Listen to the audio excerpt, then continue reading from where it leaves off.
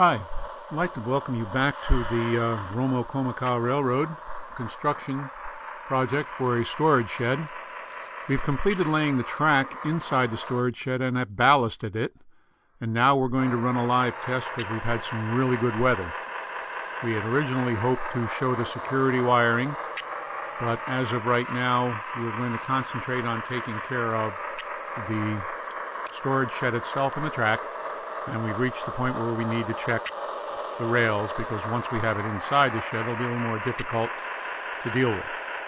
We're using a RCS battery-powered RS3 from Aristocraft going into the storage shed area. As you can see, the ballast here is a little bit rough. We have dampened it down with a mixture of a couple of drops of soap and some water just to penetrate it. We're expecting showers tonight. We're going over the Train Lee 5-way right now. This will be completely enclosed, and we've lubricated it with Teflon lube. All of the feed tracks you'll notice coming off of this are powered. They're brass, and then they go to the plastic rail from Train Lee. All we're doing here is trying to run a static test, making sure there's no loose ballast, and that the engine runs smoothly. Each run is roughly 40 feet long. And the first 5 tracks you see from closest to you going out are all plastic. The 6th track on the right is brass and has been broken down into 15 block segments.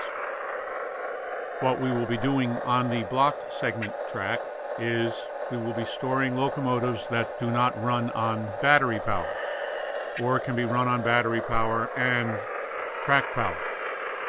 There will be a master console in the area of the 5-way switch controlling each one of the blocks.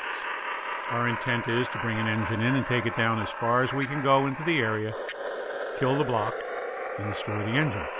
Here you can see we've taken the Train Lee 5-way and turned it all the way to the left, and are now running the locomotive down the side, the close side.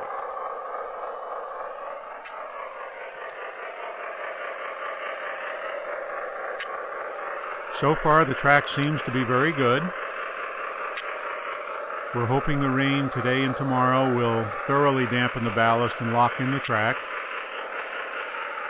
because there's no screws holding it down.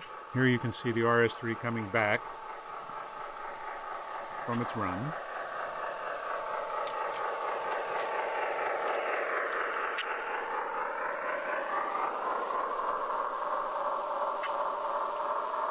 I was going to try and set up the camera here to take a full track level photo.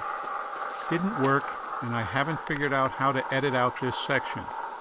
If any of you have any comments on how I can edit this out on a Mac, I certainly would appreciate it, because there are some blurry features in this video that I wanted to get rid of. The next video we take will probably be installing the shelving brackets on the left for the additional car storage. Here again, we've switched the Train Lee switch to go to the next track on the right. Got a little nervous there, and again, something I wanted to edit out, but I couldn't. We're now coming back down this way after going all the way down, checking the track. Each one of these tracks will be able to store approximately 35 to 40 cars.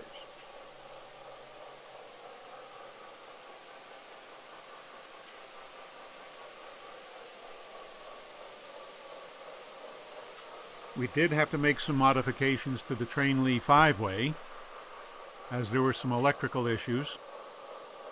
So we put a feeder directly onto the track plate on the Train Lee switch. That seemed to have solved the problem. We also lubricated the flex points on the Train Lee with the lithium grease from LGB. This is another section of where I would like to have cleaned up, but I couldn't do it. I'm now taking the RS3 down into the engine storage area.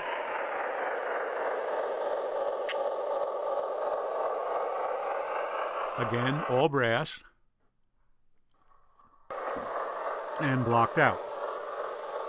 As we go down here, you probably will see a bunch of wires, and they will be put into a master feed area, and that's where the block will be.